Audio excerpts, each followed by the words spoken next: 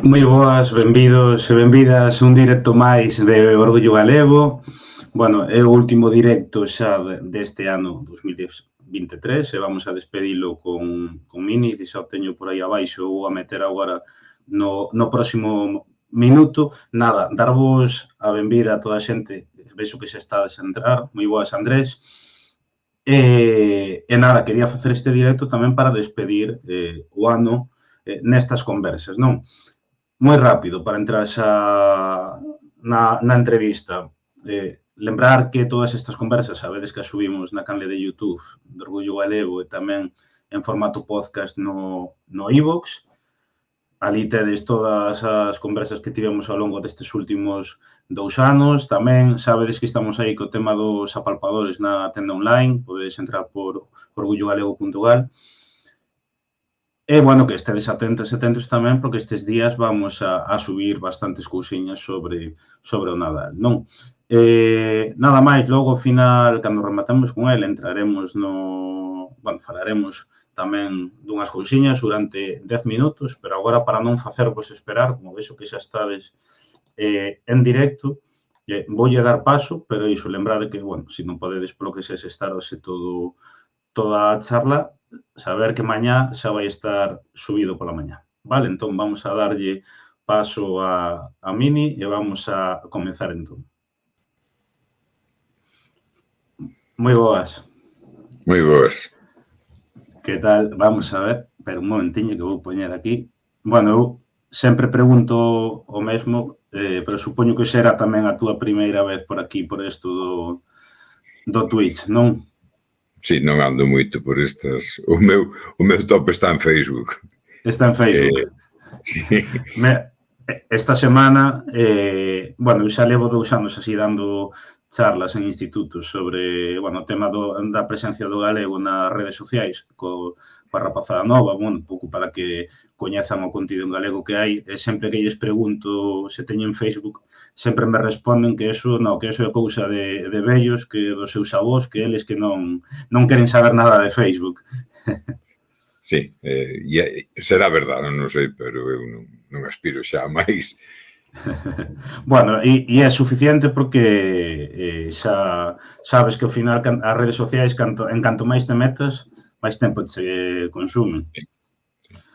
E nada, bueno, primeiro darche a benvida e agradecerche tamén pois que podas estar nestas conversas, porque, bueno, son consciente tamén que non é estamos xa casi no Nadal e creo que xa empezades agora, iba a decir, período duns días de descanso, non? Aínda que coa noticia de hoxe descanso xa deixa ter pouco, sí. E tamén eu xusto comentaba hoxe en casa que digo, parece que se deu todo para esta charla, primeiro porque, bueno, polo tema do anuncio das eleccións e, en segundo lugar, porque tamén un ano máis saíches por aí na televisión cantando, non, no Parlamento, que eu xa sometí aí nas preguntas que xa che vou dicir xa, eu non sei se che parece xa case cómico que che saquen máis con iso que con todo o traballo que facedes, non, nestes 4 anos.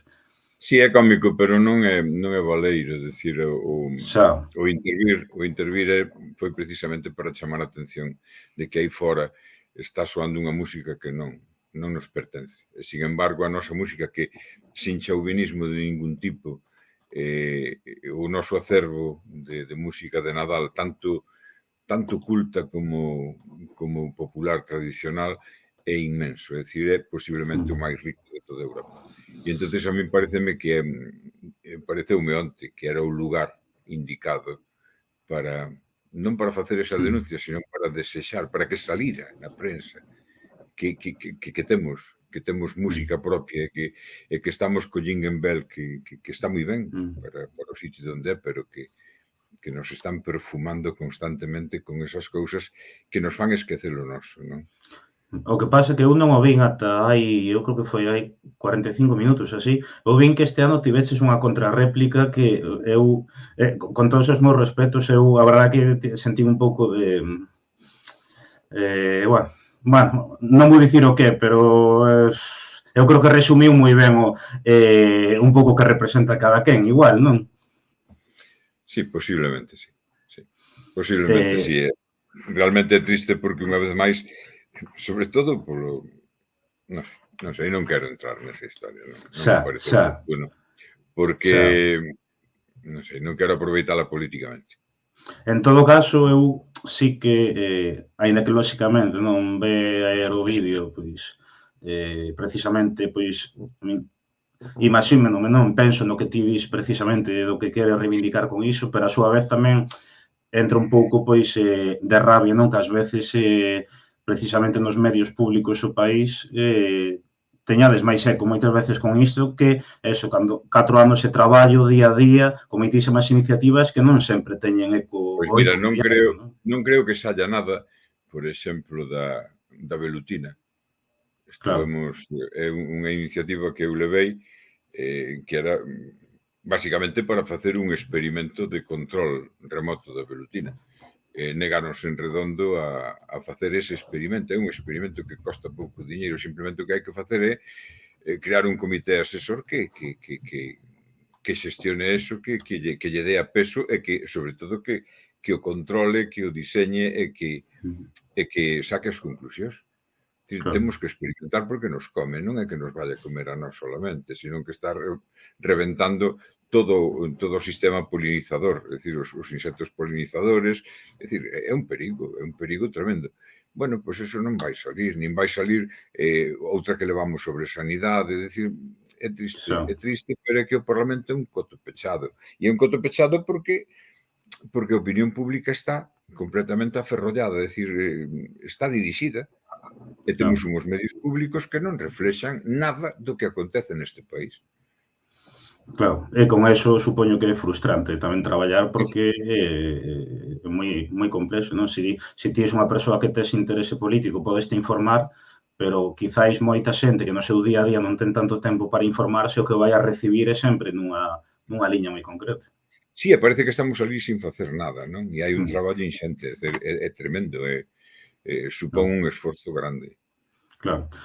Sobre eso falaremos logo cara ao final un pouquiño. Eu, en primeiro lugar, sí que teño unhas preguntas un pouco máis, digamos, de ámbito máis persoal, digamos, non? Eu sí que, bueno, ti naciches o 18 de xuño do 51, San Martiño de Pacios, se non me equivoco, non? En Begonte.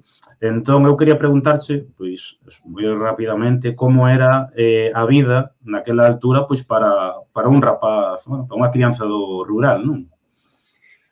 A ver, para un rapaz do rural era unha vida maravillosa.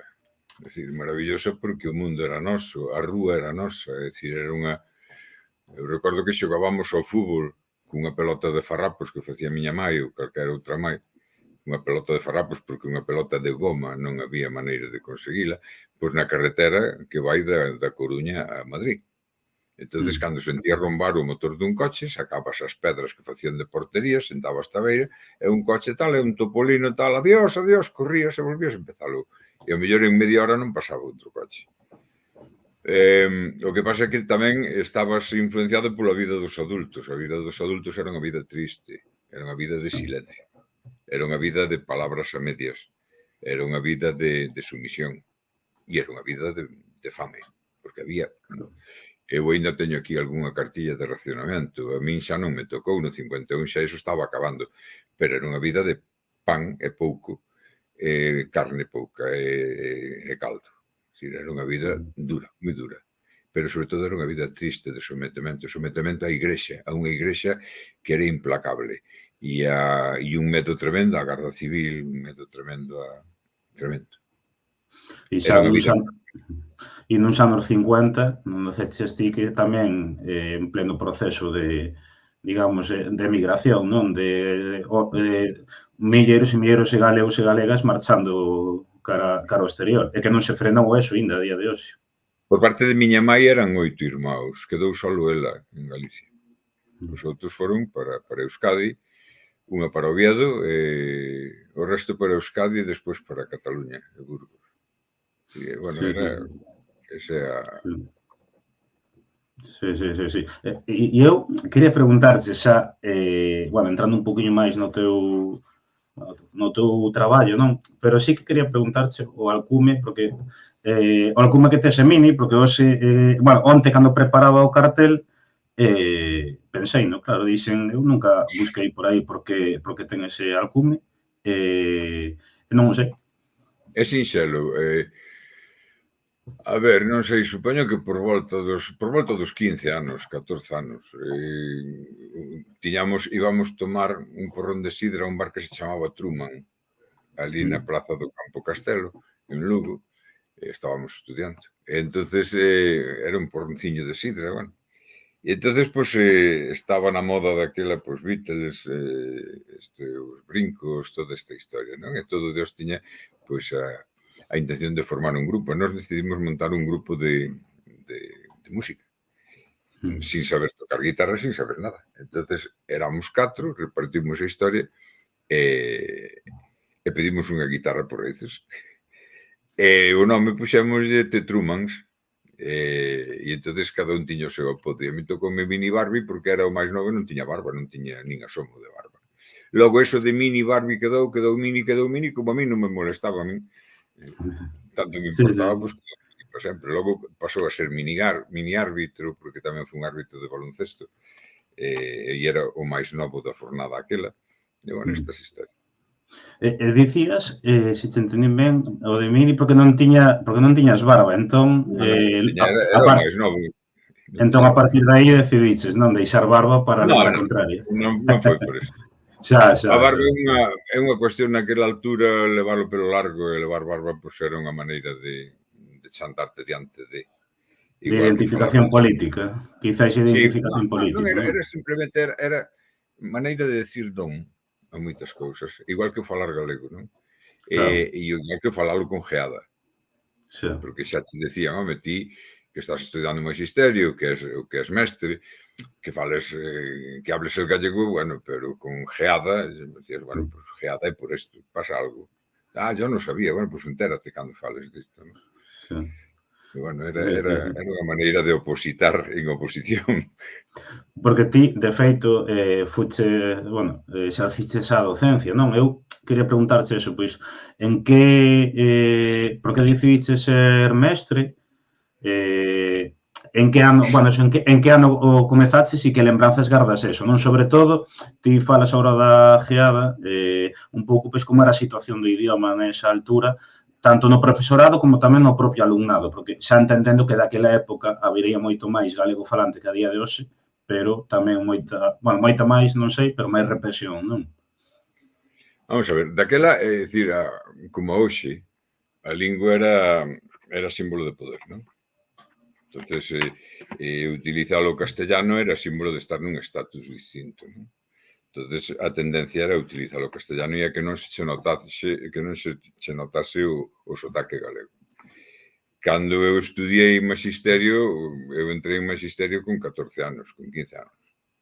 Éramos moi novos, era bacharelato elemental que equivaliría hoxe ao sétimo e octavo. O clásico é, en todo caso, primeiro da ESO. E logo entrábamos en magisterio que eran 3 anos, éramos unhos rapazucos. Por suposto, de falar galego nada. Entre nós, sí, pero de falar galego nada. Oficialmente estaba prohibido, porque era síntoma de paleto, de cousa baixa, non de aldeano.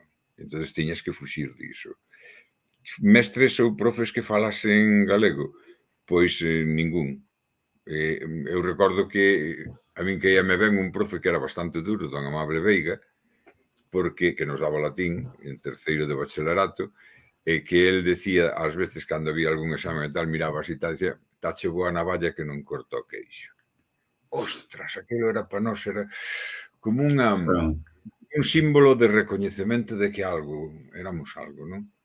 E despois estaba don Xesús Alonso Montero, que a min deume clase 2 ou 3 meses, sustituindo a súa muller, que falaba de Rosalía, dáballe esa volta, eu que me conquistou foron os versos de Rosalía. Ler aquilo que eu sentía falar e que eu falaba. Velo nun libro e ver que aquilo que ti vivías, que aquilo que vivía a túa xente era algo que tiña a categoría de estar dun libro, eso era maravilloso. E de aí E supoño que o galego, naquela altura, con todo, estaba moito máis presente, non? Nos cativos... Era mayoritario. Claro, foi mayoritario. Claro. Eu exercín a docencia sendo galego mayoritario. Claro. O que pasa é que houbo, como che decía, a lingua é un instrumento de poder e un símbolo de poder, e entonces a quen ten ese poder e vende viña da aldea, porque a maior parte dos mestres viñamos da aldea. Entonces, perder ese símbolo de poder é fodido, e non se quería. Claro. E non había, ademais, unha maneira de desclasarte cara arriba, era por medio da lingua, críase, non? Se falabas o castellano, pois resulta que xa eras máis rico. É mentira. Nós non sabíamos, coitados de nós, non sabíamos que en Castela tamén hai pobres e falan castellano. E con mellor acento do que falábamos nós. Sí. E logo tamén, bueno, aparte de ti exerciches a docencia, en que ano empezaches? E logo tamén, quero dicir, ti levas uns anos no Parlamento Galego, pero ata non hai tanto tamén fuches mestre, pode ser? Sí, eu fui mestre hasta 2011. Desde o... Sí, no, sobre todo como notas, que cambios notabas ti, pois, dende aqueles inicios a este, por exemplo, a ese século XXI xa, non? A ver, eu fui mestre sempre no rural. Claro. Non tuve unha escola, un curso en Lugo, sustituindo. Quixen ser sempre mestre no rural, é o meu ambiente onde vivo, onde me sinto persoa, non? E ademais é o medio que entendo. E bueno, estive en Forcarei, estive no Vicet antes de ir a Mili, en galego falantes todos. Estive en Forcarei, galego falantes todos. Estive en Antas de Villa e en Taboada dando clases de música no 74, no 75, 76. Todos galego falantes. E logo viñen pa aquí, pa a escola unitaria desta parroquia onde vivo agora, de Brates, todos galego falantes. E eu din clase en galego sempre, prácticamente. Desde empecé a convencerme, porque é curioso, estou na OGE hasta moi tarde, pertenzo a ese fascismo daquela época do tardo franquismo, hasta que me enfrento coa escola. Entonces, na escola, o mundo é o mundo real. E ese mundo faime reconsiderar un montón de cousas. E o primeiro é a fala. Porque me vexo a min mesmo cometendo a mesma barbaridade que cometeron comigo. E véxome explicando a rapaces que non me entenden. E entonces probo, experimento. E empezo a introducir, a utilizar a lingua, que é moi difícil. Cando fuches educado noutro idioma, cando todas as referencias que tes do encerado, de tal, están noutro idioma, explicar matemáticas en galego é moi difícil. Hasta que... E sobre todo, cando te sintes que a túa fala, que lle faltan vocablos, pensas, que lle faltan palabras, que lle faltan xiros. E entonces vas buscando.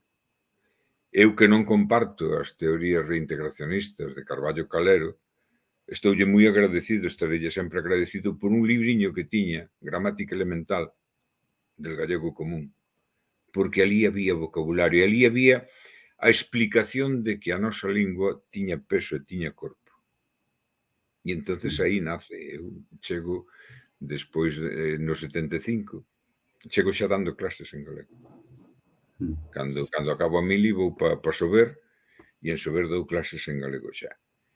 E, bueno, empeza a haber problemas, pero a miña xustificación, en principio, é pedagóxica. É dicir, eu teño que conectar cos meus alumnos e teño que establecer un código de comunicación. Entonces, e o código de comunicación é este. E punto. E supoño que neses 30 anos, máis ou menos, 40 anos, notas igual un cambio na...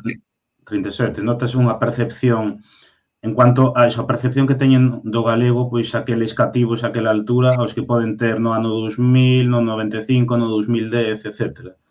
Non hai, en aqueles momentos, é dicir, é que logo co tempo vas aprendendo. É que o problema é un problema moi complexo. É dicir, non é solamente o idioma, é o orgullo de. E o orgullo de non é solamente o idioma, o orgullo de é cando ti vas ver o que lle chamaban en Sober o Palacio, que era o pazo da familia de Lemos, do que fora dirixente dunha das irmandades, non?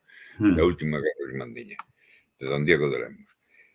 E entonces explícaslle que ali houve un personaxe que e vas a ver o Castro e dices, non, é que aquí, é dicir, cando eles ven que a historia que estudian nos libros tamén está a súa beira, e que a súa terra foi protagonista do Neolítico, foi protagonista da cultura castrexa, do bronce, foi, e entonces eso, dices, eu non son un ninguén, eu teño todo iso. E se máis tarde, ou ao mesmo tempo, descobres que estudias os romances clásicos en castellano, pero descobres que a túa avoa cantaba un romance semellante a ese. É que, é dicir, cando vas descubrindo, dices, que aquí hai máis, aquí é distinto. Entón dices, non, hai que volver. Eu din clases en galego e a reflexión, as clases de lingua a lingua eran sobre cantigas populares que analizábamos na escola e a partir de aí, a partir de texto libre do sistema Freinet, pois empezabas a reflexionar sobre a túa lingua, porque unha clase de lingua é iso, é reflexión sobre a túa propia lingua. Sí. E logo tamén, bueno, non sei se exerciches tamén, bueno, primeiramente, preguntarche un pouco, pois, como empezou, non, o teu interese pola música, que logo foi desembocando, non, nun percorrido musical ao longo das seguintes décadas, pero un pouco como xurdiu eso. O interese de sempre, é dicir, a ver, miña mãe cantaba coplas de Marifé de Triana, cantaba moi ben, Marifé de Triana, meu pai cantaba ben, pero era un trapalleiro coas letras, cantaba gallegadas e tal. Miña avoa materna foi que me enseñou cancións de folclore, e miña avoa materna levábana ás fiadas, non para fiar, senón para cantar. E meu avó cantaba zarzuela cando se afeitaba, porque fora Garda Civil, e estuvera por Madrid e por aí. E entonces eu tiña que cantar. Eu sempre fui moi tímido, pero cando me decían Pepín, chamábanme Pepín, de pequeno, Pepín, ven aquí, cántanos unha canción, damos un caramelo. E entonces eu cantaba. E non tiña, para cantar non tiña vergoña. E entón, a partir de aí, pois, bueno, cando teño unha guitarra nas maus e aprendo a tocar algo, pois, bueno, pois, canto, punto. Sí, sí. Logo é moi complicado despois, porque logo aparece Fuxan, aparece Mato, Xesús Mato, que é unha persoa moi importante na música que eu sei e teño. Entonces, el sutilmente métenos o veneno, a droga de rebuscar nas nosas propias raíces e de sentirnos ben coa nosa música.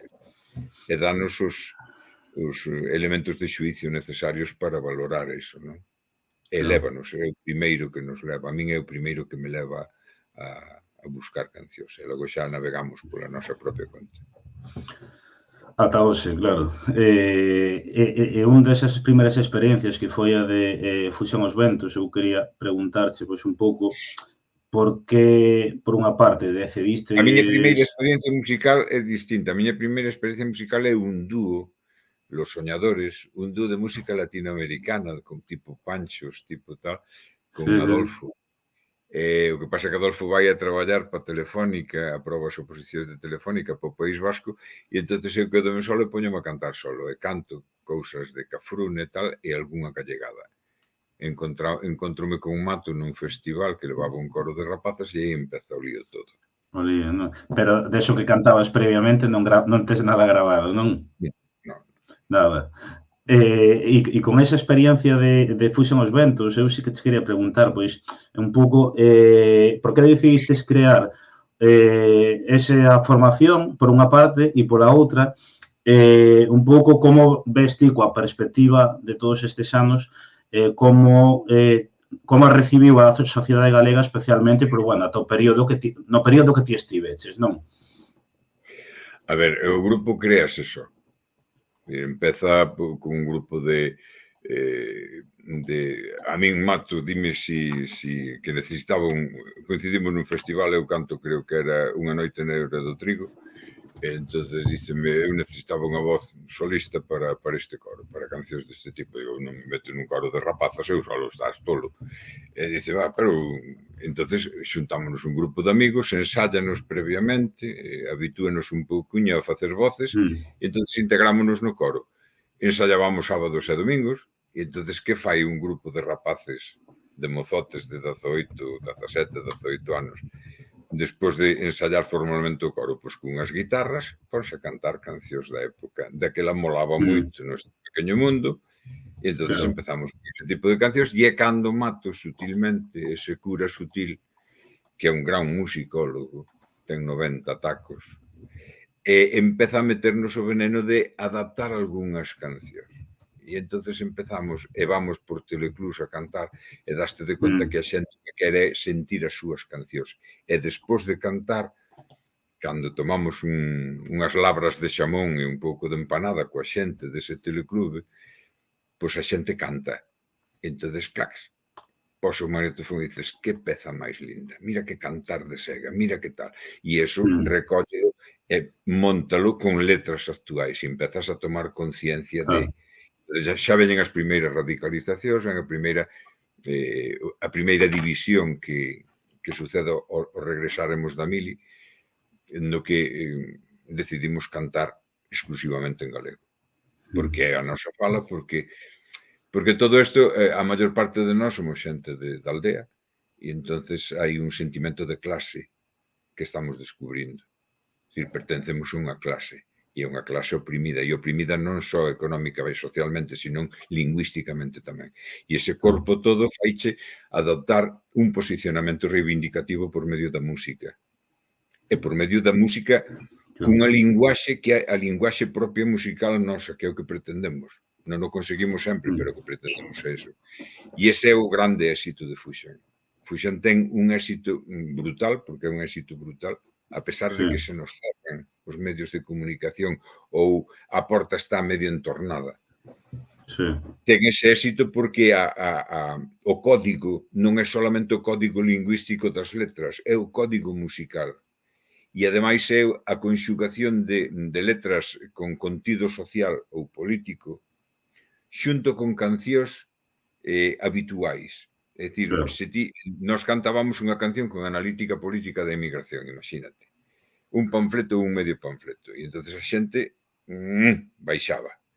Pero de repente sacabas un cantar erótico, un desafío erótico, un romance picaresco, e entón a xente, subía. Porque ti aproveitabas para meter outra. Entón, eso é así como nós nunca levábamos un guión das cancións que íbamos a cantar. Sabíamos as que tiñamos. Entón, agora metemos esta. E ese foi o labor de Fuxan. E, por outro lado, Fuxan foi Fuxan porque lle tocou.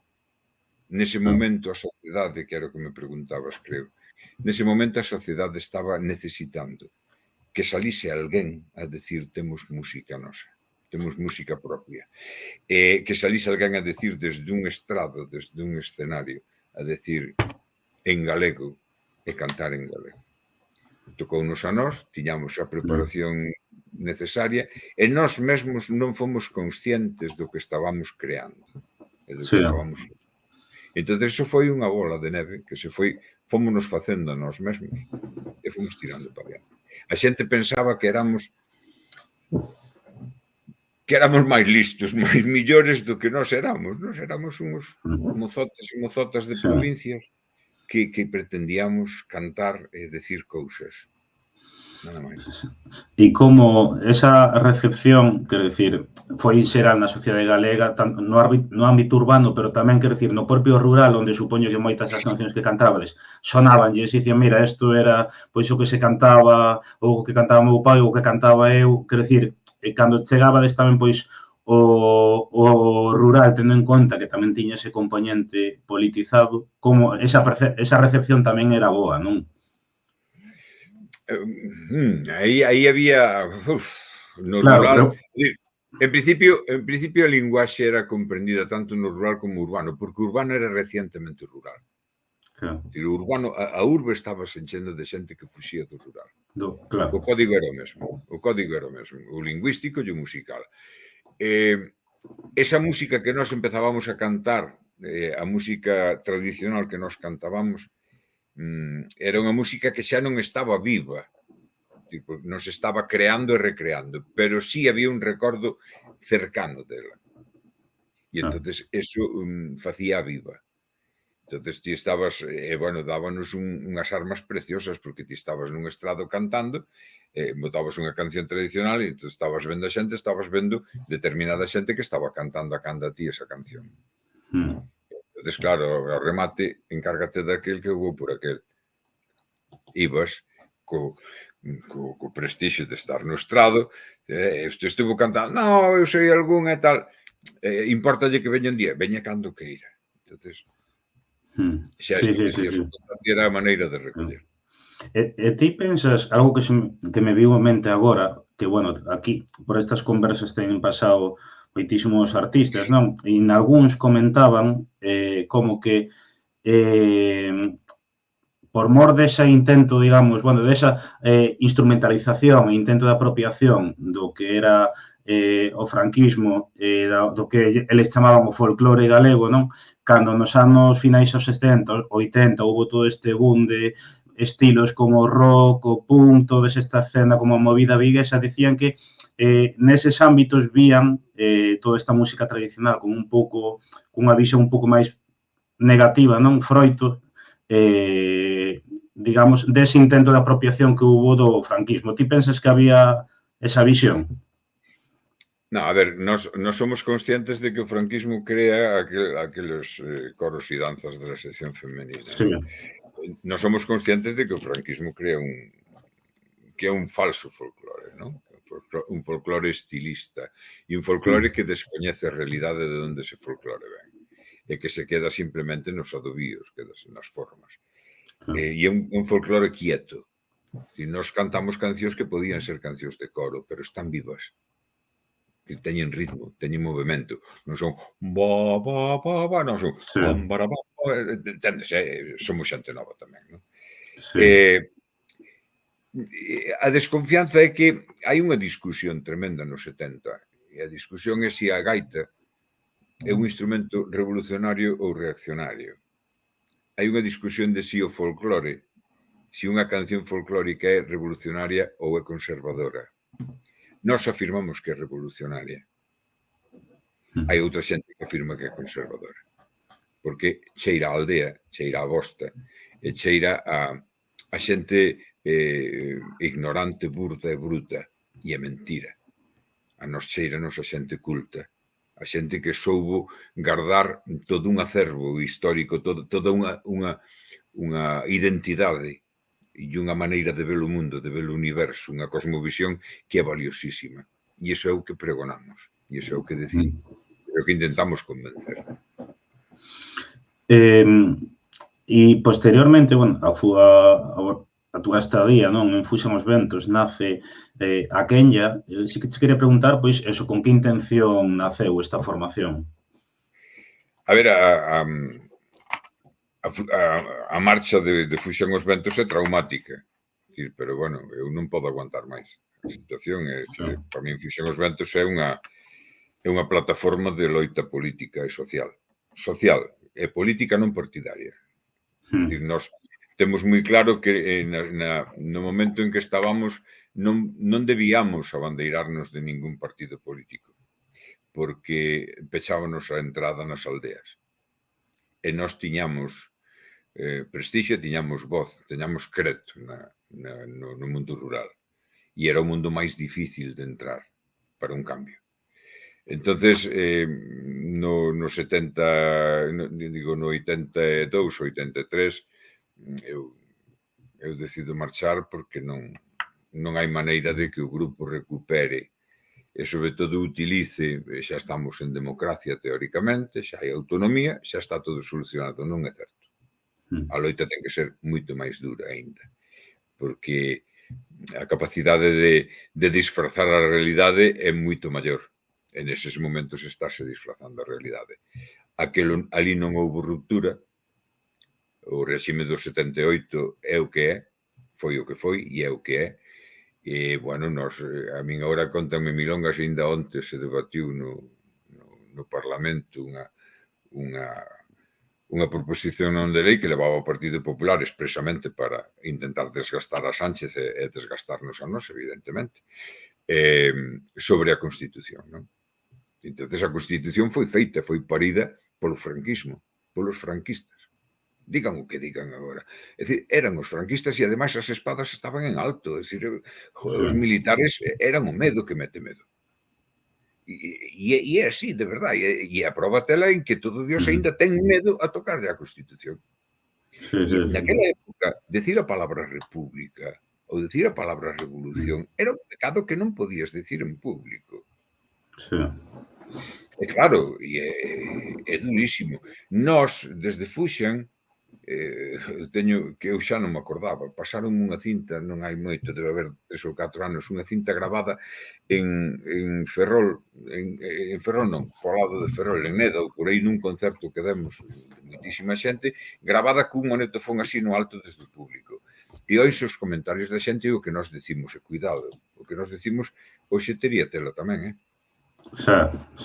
Entonces, claro, e a xente decía, ai, me cago en... Claro, e enténdesme, contos os menos. Tamén houbera unha campaña, non, con unha frase moi clara que lembramos, non, que era o de contra a Constitución colonial un non galego popular. O sea, eran frases moi claras e moi directas. Sí, o que pasa é que eran frases dunha minoría, ese foi o fume, o problema era ese. Mira, desde Fuxan ti constatas unha realidade e é que estás un concerto multitudinario de moita xente. E entón rematas o concerto e baixas, tes un momento de baixada da adrenalina que necesitas estar calma e tal, e veñente a felicitar e non sei que tal. Entón ves un matrimonio que ven con un rapaz falando en galego moi ben, si señora, hai que defender, estate quieto, non toques aí. Dices, coño, aquí falla algo. Sí. Entendo? Aquí falla algo. E bueno, e o que íbamos, é dicir, a Kenya pretende retomar desde cero outra vez, retomar esa pelea, esa loita, nun contexto distinto, nun escenario distinto, con moitas máis dificultades, porque xa non se leva a música protesta. E bueno, e nos empezamos porque é o noso, é o que nos non íbamos sacar diñeiro, nunca sacamos diñeiro da música, ningún, perdimos cartos. E coa Kenya igual, pois vamos a cantar, que é o noso.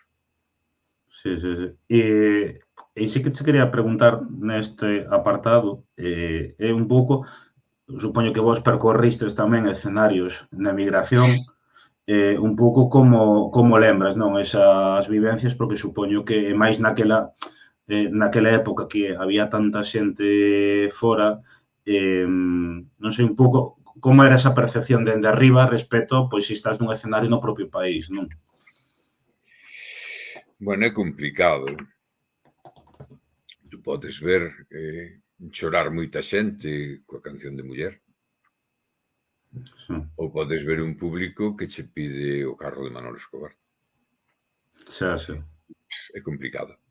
E o que pasa é que ves unha emigración viva, ás veces ves centros culturais e asociacións culturais con potencia, ás veces ves puro folclorismo e gastronomía, é dicir, ves desnudamente como está. Eu estuve en Suiza onde a xente vivía, estuve encantando varias veces con Fuxen e coa Kenya, onde a xente vivía en galpós, onde a xente vivía en 4 nunha habitación. Xa. Claro.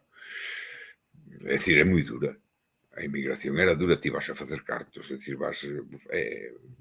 era impactante. De todas maneiras, era a realidade que nós tiñamos que constatar e que nós tiñamos que contrastar. Sí, sí, sí. E bueno, e esas contradicións que ainda hai a día de hoxe, non? Eu tamén, xente que coñezo que está a día de hoxe en Suíza e tamén, pois, moitas veces para meterte aínda nas comunidades galegas que hai ali, pois tamén se ti tes unha certas inquedanzas, unhas certas ideas ou queres ir por unha liña, pois igual non che abren as portas, non? Quero dicir, non é algo que fose só de hai 40 anos, que ainda pasa na actualidade. Sí, sí, sí. Posiblemente porque a situación en Suiza, na emigración é a que é. E estas cousas o que van é disturbiar o fin último que tes na emigración, que é sacar diñeiro. E non podes. Sí, sí, sí, sí. E logo tamén... De todas maneiras, hai xente moi activa, Sí, sí, sí. E a día de hoxe hai por Londres, hai por Suiza, hai por moitos sitios xente, na propia Argentina tamén sigue habendo xente moi activa, ou aquí mesmamente no Estado español, en Barcelona, Madrid, tamén hai comunidades moi activas, non? Tamén eu quería preguntarche un pouco, pois, daquela altura, eses traballos e recollida que facíades, digamos, polas aldeas, non? Un pouco como lembras eses procesos, como recibía a xente, un pouco como vivíades unha época na que podemos dicir, non, que había unha sociedade galega que tal e como existiu estaba a desaparecer pouco a pouco, non? Non che sei, porque depende.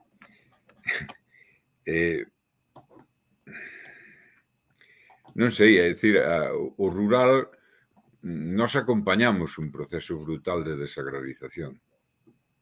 Claro. De cambio que non foi nin siquiera orientado. Foi un grande fracaso. De todas maneiras, acompañamos un país e unha xente rural cunha potencialidade brutal, porque estou falando dos anos 70 e moitos 80, cando a revolución do leite. Sí. Este país estaba disposto a todo. E ti ves unha persoa que foi caseira, que traballou para un amo, que dou a mitade do que cosechaba, dáballe ao amo como renda. E ese tío compra, pon o lombo á madeira, polo monte, traballa, a muller traballa na casa con 2 ou 3 vacas dando leite ou facendo queixos e empezan a comprar unha finca e empezan a tirar e convértense en gandeiros que moxen con ordenador. Isto nun período de 20 anos. Entonces, moito respeto a esta xente.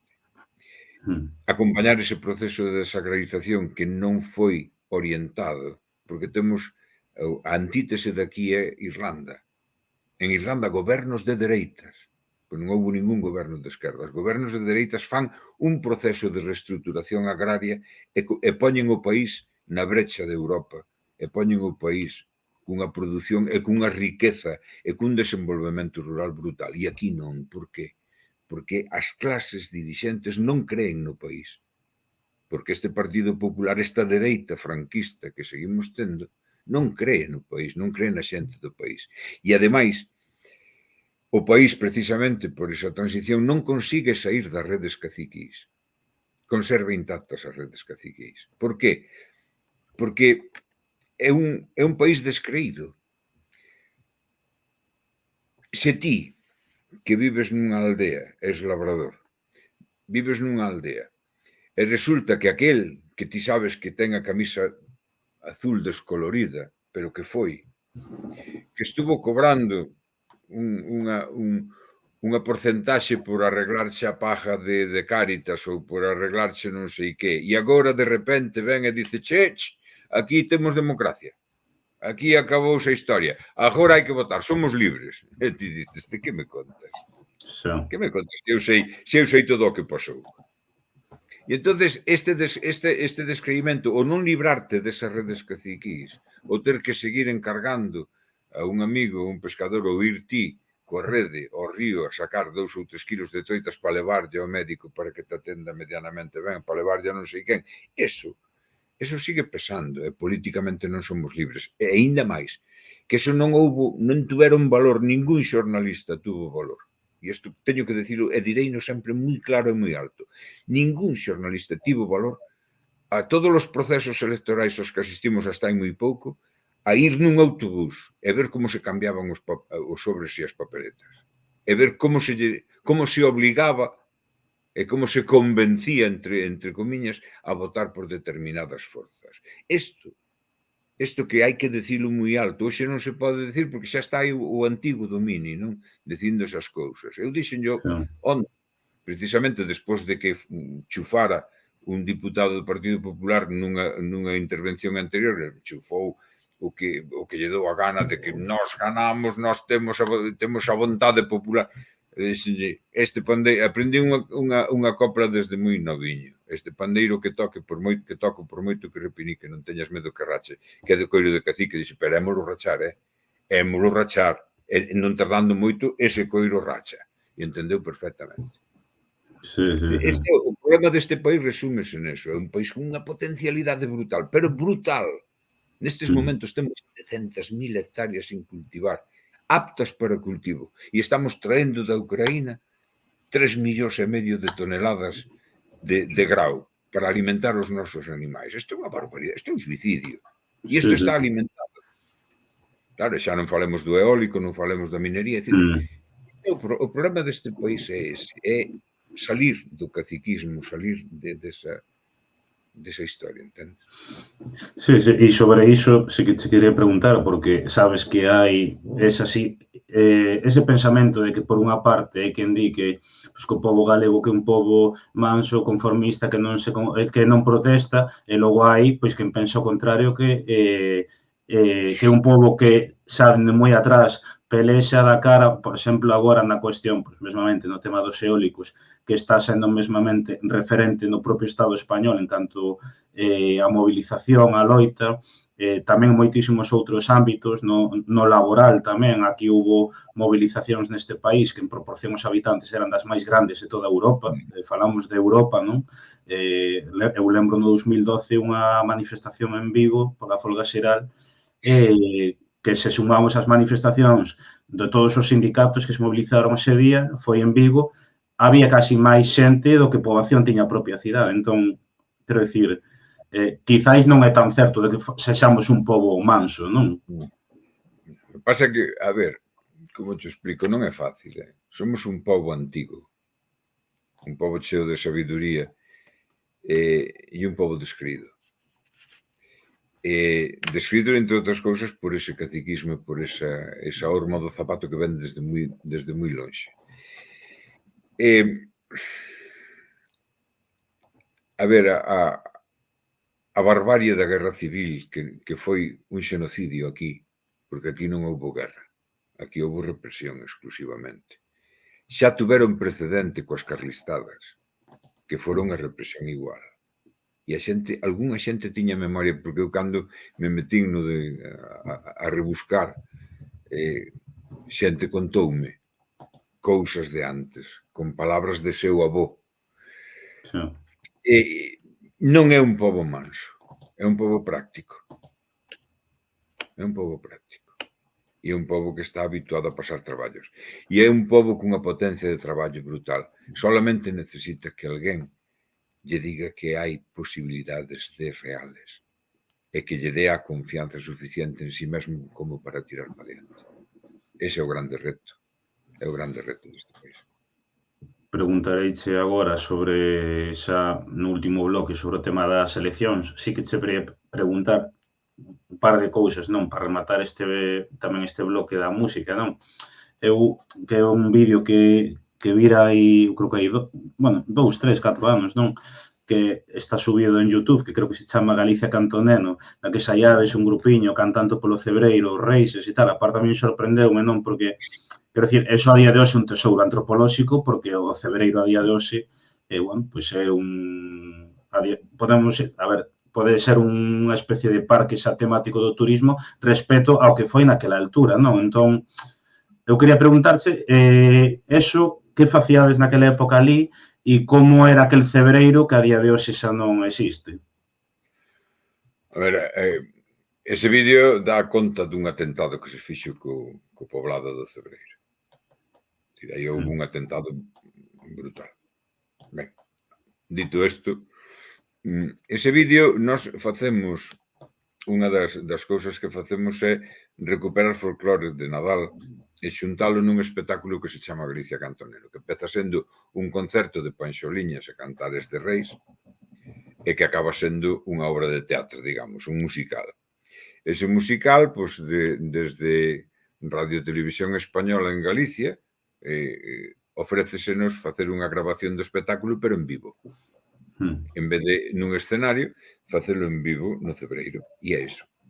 Ese vídeo foi rescatado, estaba, bueno, un pouco deteriorado, pero rescatouse, e, como ti dis, é un documento. Porque semella, a vestimenta, non estamos disfrazados. Era unha vestimenta que aínda existía, nós non a usábamos, pero aínda existía. As danzas son danzas naturais, non son danzas coreografiadas tipo sección femenina. O espírito é de xente nova. Nótasenos moito que os que facemos de vellos non somos vellos. Pero, e é o resultado, é dicir, ese espectáculo éramos 32, 34 rapazas e rapaces metidos nun autobús durante 20 días, queimábamos as nosas vacacións dun sitio a outro, dando esa boa nova, mostrando como era o Nadal, como teria sido o Nadal 80 ou 90 ou 100 anos atrás. Sí. Claro, eu o cantar que cantei outro día, onte, é un cantar popular de corte culto, que volveu, é dicir, que baixou a xente, non baixou, regresou a xente, e que aprendín que cantábamos nese espectáculo. E, bueno, é unha delicia, eu son un ateo convencido, namorado do folclore de Nadal. Que alguén di que é unha contradición, non, mira, é dicir, eu non invento, nin escollo a identidade que teño, a identidade da cultura galega. Eu non posúo a cultura galega, é ela quen me posúe a min. E entón teño que renderme diante deso. Logo podo ir a misa ou non, pero iso é outra historia. Sí. E nestas décadas, un pouco, ti como ves a situación da música en galego? Pensas que foi a máis? Hai quen di que agora mesmo está no seu mellor momento, outra xente que di, no, bueno, agora vivimos un boom que xa hubo nos 90, que hubo no final dos 70, non? Non sei como ves ti a situación. Non sei porque, a ver, non teño luces para nin teño información, non escoito moita música actual. Pero bueno, conozo oín as Tanxugueiras e é unha proposta que me parece moi interesante, moi cuidada e moi ben feita. Vinas aquí na Feira do Queixo en Arzúa, pareceu un espectáculo moi bon. Conozo non, escoitei a de Vacas e parece unha oferta sensacional. Dicir, conozo a Berlai e parece unha outra oferta que está nas antípodas posiblemente, pero pareceme moi boa. Decir que este país é un país de músicos non é decir ningunha barbaridade. Decir que este país non dá mantido tanto músico como ten. E que somos unha potencia musical é unha certeza. Pero o mesmo que lle pasa ao rural que falábamos antes, non temos unha administración, nin temos directrices políticas, culturais, que valoricen, non digo que subvencionen nada, que non lle toquen, é dicir, a cultura non se debe subvencionar, pero hai que crear canles e hai que tomar medidas para que esa cultura non avasalle a ninguén, pero que vaya collendo presencia pouco a pouco hasta que domine o panorama, que é o seu sitio natural. Igual que a lingua. A lingua non ten por que avasallar a ninguén, pero a lingua, lóxicamente, naturalmente, ten que ser recoñecida pola xente que debe posuíla. E a ser recoñecida, pois, pasará a ser algo normal. Este é o meu planteamento. Non teño información. Hai tempo que perdín esa información. E, bueno, que aparte dis... Hai tempo que non teño 40 anos. Sí. E diste que non precisa ser subvencionada e, ademais, que con máis visibilidade e que non precisaría. Recentemente, este sábado, as Tanxugueiras, xunto con outras bandas colaboradoras, meteron máis de 10.000 persoas no Coliseo en Coruña, nun concerto de... Claro, pois 15.000 nun concerto de pago na Coruña, despois é que estiveran todo o verán tocando de balde por diversas vilas e cidades do país, non? Entón, quero dicir, hai unha potencialidade aí, evidente. Sí, o que pasa é que faltan circuitos. E ademais, falta desterraremos ese pailanismo. Eu chamo de pailanismo, non é pexorativo no sentido que ten.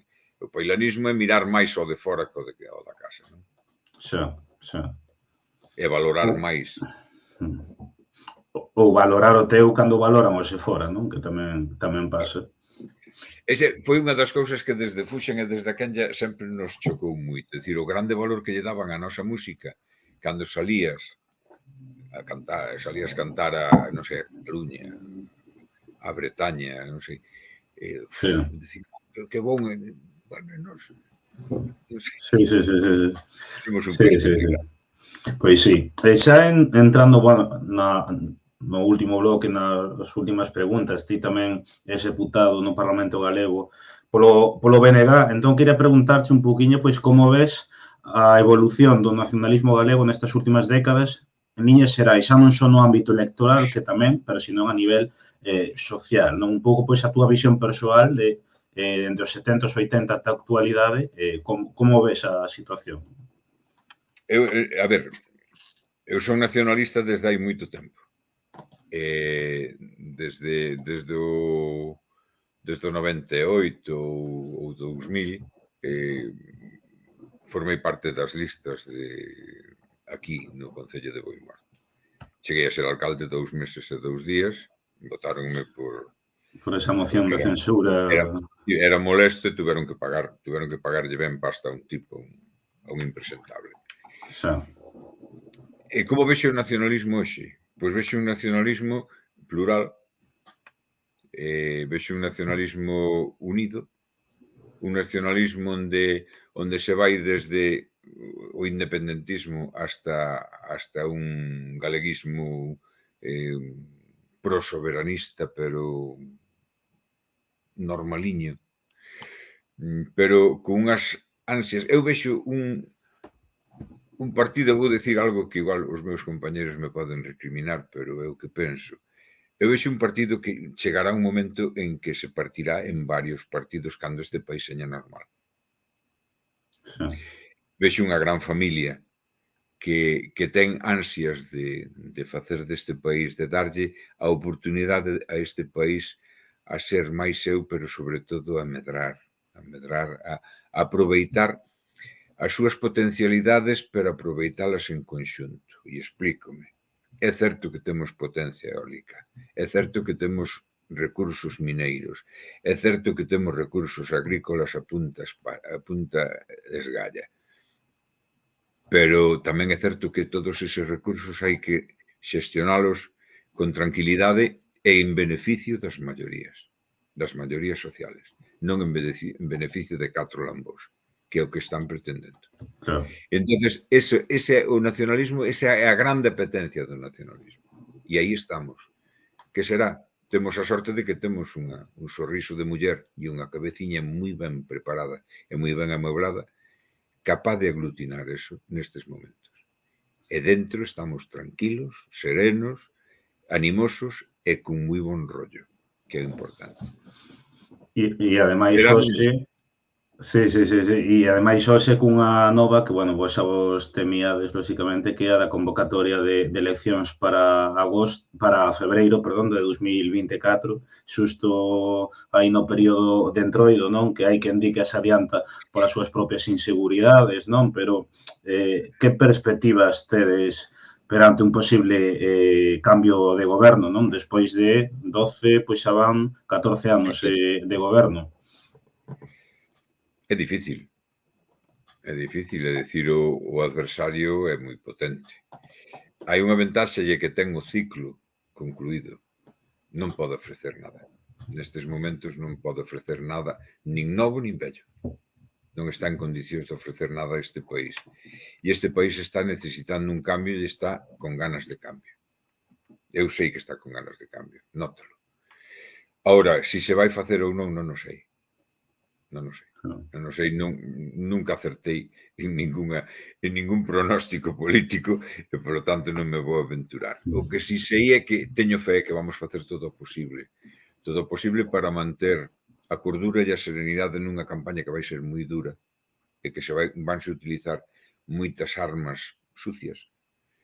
Nos vamos tentar falarlle ao país tranquilamente, falarlle do que queremos, de todo isto que te estuve explicando, de sentirnos ben, de mirar para nós mesmos e sentirnos ben e satisfeitos, porque temos un gran país, temos moitas posibilidades e só necesitamos decidirnos a camiñar xuntos. Señas de ideoloxía que señas, é dicir, no proxecto do BNG nestes momentos cabe calquera que teña ansias de mellorar o país, pero de melloralo en conxunto. E pensas que corremos o perigo de que estas eleccións, esta campaña electoral, que se españolice no sentido de que os debates que hai no Congreso dos Deputados, na prensa española, entren na propia campaña electoral, quero dicir, todo o tema que falan, pois, a amnistía, bueno, todas estas cuestións, que eso é o que monopolice e esas figuras vidas en Madrid monopolicen, non, a campaña electoral. Van a intentar porque o grande enemigo para eles somos nós. Van a intentar e van... O que pasa é que eu creo que a xente xa está farta. Está farta de tantos tópicos, está farta de tantos, como din agora, tantos mantras. É dicir, a amnistía, a min que me conten o da amnistía, eu vivín a amnistía pre-constitucional, que foi a condición que puxeron os que tiñan as mãos manchadas de sangre, os que levaban reprimindo, torturando a xente de esquerda e a xente aperturista deste país durante moito tempo. Aquela non lles mancou. E conseguiron facerse un partido tranquilo e demócrata. Miren, xa está ben, é dicir, eu non vou entrar nese xogo. É dicir, a amnistía, pois, bueno, pois haberá que debatila políticamente e haberá que tratala con serenidade. O que non se pode crispar, a política non se pode crispar. Non se debe crispar, porque entonces a xente do común fártase e deixa de creer en que é posible algo, que é o que algúns pretenden. Hoxe decían en redes tamén que precisamente que ti conseguiches no Parlamento Galego que todas as forzas políticas que ali presentes aplaudiran a túa intervención e que era tamén como un xesto de baixar un pouco o ton toda esta crispación a nivel político aquí no propio país tamén. A intención foi esa. A intención é que a política non é un enfrentamento a morte entre dúas persoas ou entre 2 ou 3 grupos, non. A política é un debate que pode ser vehemente, pode ser agrio, pode ser hasta violento na dialéctica, pero iso non impide a que teñamos que vivir e compartir a política. E onte foi moi tensionada, moito. Eu escollín e falei co presidente do Parlamento nuns pinchos que tuvemos a mediodía, e díxenlle, quería facer isto, dixo, sin problemas. Despois quedou a vicepresidenta e, bueno, e foi con ese ánimo de desexarlle as boas festas a todo o mundo, poñendo esa condición de que temos que reparar que temos unha música, tal e cual, punto. Sí. E é necesario, eu creo que é necesario, porque o resto levache a odiar a política, a salir con mal corpo, e non, a política non pode ser eso. Non pode ser eso. A política teñen que ser solucións. E nestas cuestións que ti tocas tamén pode haber quen che diga, bueno, Mini, o que dis ti é certo, pero na práctica quizáis algo estades non a facer mal para que gañe sistemáticamente o PP, que podedes mellorar para poder mudar as cousas, non? Porque haberá quen che poida decir, pois igual a oposición ten que mellorar algo para poder doblegar o partido que está gobernando, non? A oposición non pode mellorar nada se non ten voz. Claro. E se a voz está aferrollada ou está censurada, pois pouco pode facer. A oposición facemos o que podemos polas canles que podemos, é dicir, por medio da rúa, por medio das redes, por medio da prensa, o pouquiño que se nos dá, pouco máis. Sí. Temos a forza, o vis a vis, é dicir, a presencia nos conflictos, a presencia nos problemas, a búsqueda de solucións. Nós non levamos ao Parlamento nada que nos inventemos. É algo que nós vamos ali, pisamos esa lama, pisamos ese sitio e falamos coa xente. E é a xente quen nos traslada os posibles. E iso levamos ao Parlamento. Sí. E se en febreiro houvese un cambio de goberno e o BNG entrase na Xunta, cal che gustaría a ti? Falo xa a nivel persoal, non a nivel, pois, o que deba facer o BNG, cal che gustaría a ti que fose a primeira medida? Ou que tema pensas que se debería de tocar tan pronto entrar no goberno?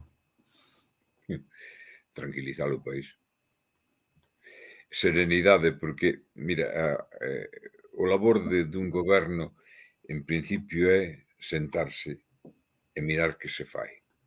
Eu é algo que digo sempre cando Alfredo Suárez Canal colleu a dirección da Consellería de Medio Rural naquel bipartito do 2004, sí, 2004, 2008. O que fixeron o equipo del foi coller o país así, a agricultura e a gandeiría así, e dicir que facemos, e empezar a buscar solucións. Eran técnicos, había xente técnica, e empezar a aplicar solucións. Eso non se aplica en 15 días, nin nun ano, nin en 2. E en 4 malamente. O que se desfixo agora en 14 anos non se recupera en 4. Claro. E hai xente que ten moita presa. E, sobre todo, hai que dialogar co país. E hai que prepararse porque non é o programa que o Bloque leve. É o programa que o Bloque leva e que ten que consensuar. E que ten que debatir coa sociedade. Porque non é unhas eleccións en que ganes por maioría absoluta non che dá carta blanca para entrar a saco nun país. Eu podo estar en contra das plantacións de eucalipto, pero o que non se pode entrar é como motosserra a cortar eucaliptos. Hai que dar alternativa a ese cultivo. E alternativa rentable. O que non podes cometer é unha barbaridade.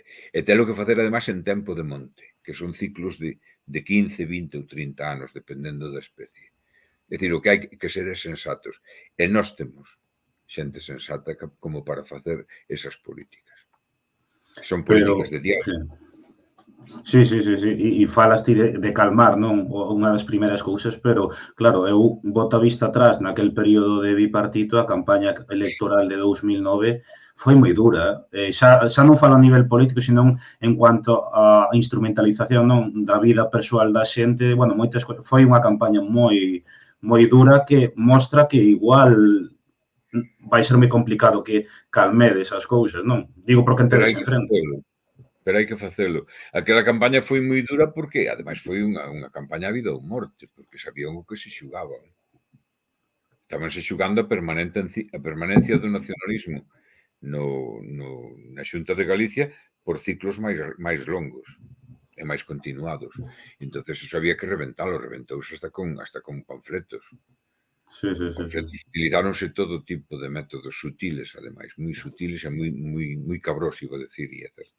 Sí, sí, Claro, sí. é que realmente nós estamos xugando cos intereses, é dicir, nos poñemos os intereses da xente diante, pero hai outros que poñen intereses personais e de corporacións. Sí. E son intereses económicos moi potentes. E aí hai que xugar políticamente. E hai Sí, que sí. hai que ter sempre o país diante, o país encima da mesa e razonar con el. Sí, sí, sí. E xa para rematar, quero facerche dúas preguntas. Unha é un desexo, pero antes de eso, preguntarche un pouco, pois, ti que fuches unha persoa que traballaches moi activamente na memoria histórica, non? Un pouco como ves ese campo e o que queda por facer, non? Esa sería a primeira pregunta. E a segunda, un desexo para o ano 2024. A ver, a primeira é cuestión de xustiza. Non se trata de reverdecer ningún tipo de feridas. O razonamento que eu utilicei no 2005 cando en Boimorto se debatiu unha moción que presentou o BNG sobre a memoria histórica. Aquí houbo 11 paseados. Foi que tiñamos 11 veciños tirados no monte fora daqui e que tiñamos que traelos para a casa. Ese foi o principio de discusión. E a partir de aí, por unanimidade, a Corporación Municipal de Boimorto adoptou o acordo de poñerse a disposición das familias e que as familias dixesen o que querían, desde recuperar os corpos hasta deixalos ali. Entón, despois, empezouse un traballo que durou casi un ano de ir informando as familias do que se iba investigando, de como foran as cousas e tal. Publicouse un libro, fixose unha homenaxe, solamente pudemos sacar 3, sacámolos e non pasou nada. Non houbo ningún tipo de revanxa, de recriminación, de nada. Simplemente saliu á luz e houbo unha xente cando trouxemos os 3, cando identificamos os 3 que saliron dunha fosa, un deles foi a descansar coa súa muller, non? No cemiterio parroquial. Entonces, a familia dixo, xa cumprimos o desexo de mamá. E isto é así, non é máis. Logo, cada un sacará as súas conclusións de que foi aquel período, do que foi a represión, de todo eso, pero eso son conclusións que van insertas. Para min, o que máis me preocupa e me corroe e me magoa é que por ese silencio que impuxo a lei de punto final, a amnistía preconstitucional, por ese réxime de silencio do 78, que aínda padecemos, por esa cuestión, nós non puidemos aloumiñar os que levaron tanta hostia durante tanto tempo de franquismo e que se nos morreron sin que nós recoñeceramos as súas ideas e o que eles pretendían, e sin que nós lle sacáramos casi á forza porque se negaban a decir como foi, como viviran aquel período. A min ese é o que me doe, que non puiden falar de ti a ti cunha xente que tiña necesidade de falar e eu tiña necesidade de alumiñar. E iso perdeuse, porque esa xente morreu. Sí, sí, E en canto ao desexo do 24, pois eu desexo que este país tome rumbo e que con serenidade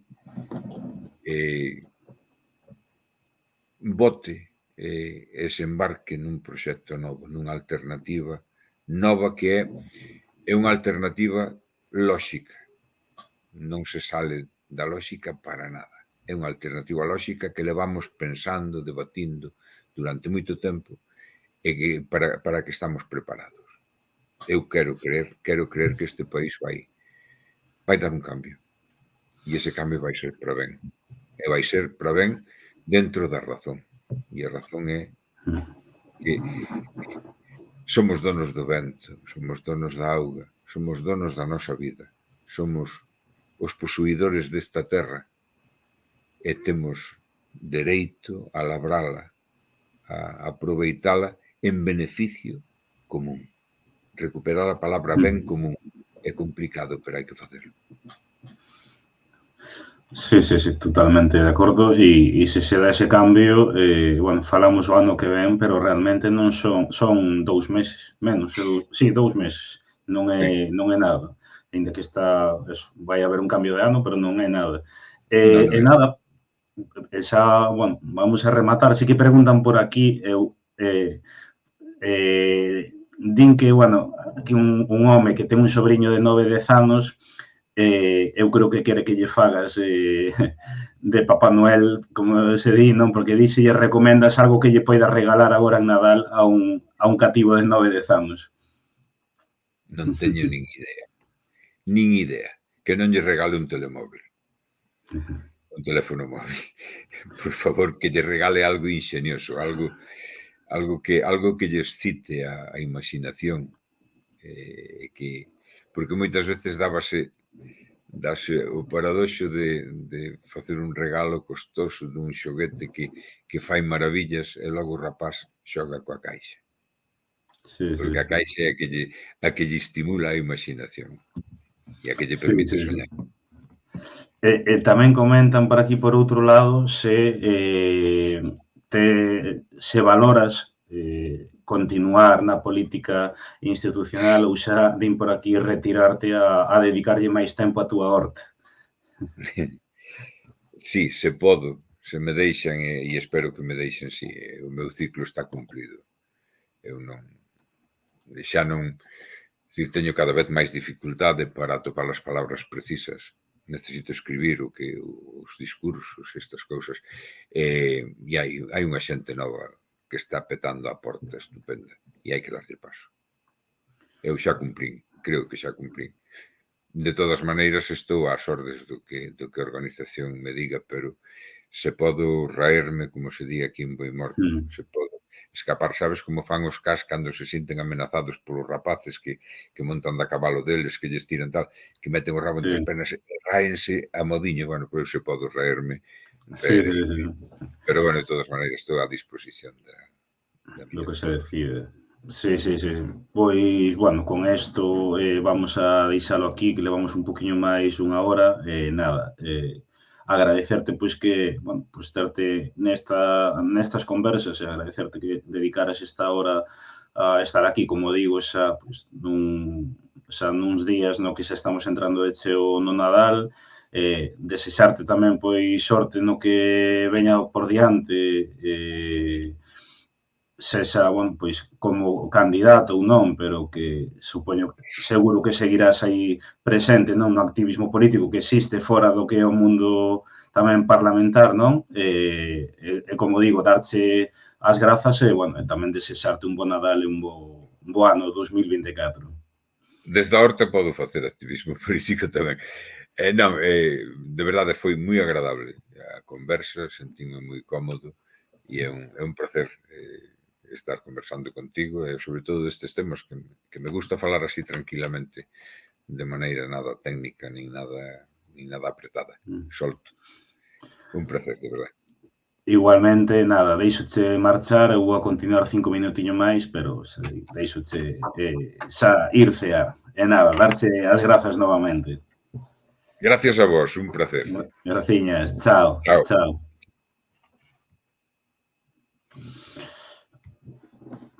Vamos a ver, vou quitar isto aquí. Bueno, non sei que vos pareceu, a verdade que foi bueno, para min foi unha conversa tremenda, moi enriquecedora. A verdade que quedei coa sensación de quería preguntar moitas máis cousas, non? Pero, bueno, tampouco hai que abusar das nosas convidadas. Eu creo que é unha conversa que se dá a unha segunda parte, porque xa nesta hora e 10 de conversa, e deixou moitísimas chaves para a reflexión e moitísimo coñecemento que seguro que vades aproveitar, non? Para a xente pois, que non puido entrar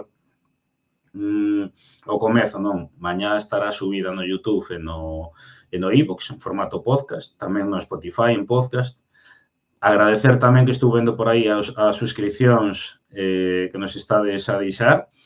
E xa digo, eu espero que vos gustase porque era unha conversa que tiña moitas ganas de facer e eu creo que mellor imposible pois poder rematar este ano de conversas que na que, se non me equivoco, realizamos máis de 25 e que, bueno, vamos a poñer fin aquí, pero que xa se está traballando novas conversas para o 2024 con xente tamén referente no noso país e que fai traballo impresionante, non? Tedes moitísimas conversas subidas nesas plataformas, no YouTube, no iVoox, etc. Xornadas en Troido, as tradicións de San Xoán, bueno, conversas e moitísimas temáticas sobre defuntos, sobre os petos e ánimas e os cruceiros. Bueno, hai moitísimas que eu vos recomendo porque a verdade é que cada persoa que pasou por este Twitch do Orgullo Galego aportou moitísima información, moitísimo coñecemento, que é un pouco que eu tamén quero transmitir por aquí, non? Estou vendo por aquí que me notifica isto, non sei que, de un tren del hype, que non sei o que, así que non sei que. En todo caso, son conversas que as que vades aprender moito, eu tamén aprendo moito, porque un pouco tamén o que queremos transmitir, como digo, non, dende Orgullo Galego, pois coñecemento, poder tamén empoderarnos un pouco máis a nivel cultural, a nivel nacional, non? E nada máis. Tedes tamén, non sei se o vedes por aquí, a ver, non sei onde o puxen, non, aí non se ve. Bueno, da igual. Temos aí os últimos bonecos a palpador tamén a venda en orgullogalego.gal na tenda, que eu vos recomendo. Deben de quedarnos 13 ou 14, nada máis. Logo vamos a deixar xa de vendelos, así que se queredes coller algún que tamén serve, non, pois para axudar o noso proxecto, pois encantadísimos. Tedes ali bandeiras galegas coa vaca, tedes cuncas, tedes moitísimas cousas, tedes moitísimos artigos para ler, tedes a posibilidade de suscribirse, non? Que eu sempre recomendo, antes que suscribirse por aquí, por Twitch, que vai ir parte do que vos suscribades para a plataforma, entredes en orgullogalego.gal no apartado de suscripción, aí podedes escoller o que vos queirades pois para poder apoiar este tipo de contido. E nada, animarvos a seguirnos polas redes sociais, a compartir o contido e nada, moi agradecido polo apoio que nos está deixando, que cada vez vai a máis. A verdade é que hai un esforzo moi grande detrás de todo isto, pero que se ven recompensado, non? Pois con todo o que nos aportades e nada. Desexarvos un moi bo Nadal, un moi bo ano. O ano que ven vamos a seguir dándolle duro a isto de internet e das redes sociais en galego. Vades a ter conversas novas, así que nada, vamos a deixalo xa aquí. Agradecervos que estibrades nesta conversa. Espero que vos gustara como me gustou a min. Nada, vémonos no seguinte directo, que en principio, salvo sorpresa, será xa no 2024. Nada máis, graciñas, bo Nadal por aí, boas festas, desfrutade moito, aproveitade tamén estes días e nada. Seguimos en contacto para calquer cousa, xa sabedes, polas redes sociais podedes falarnos ou polo propio correo. Vale, graciñas, boa noite e bo Nadal. Chao.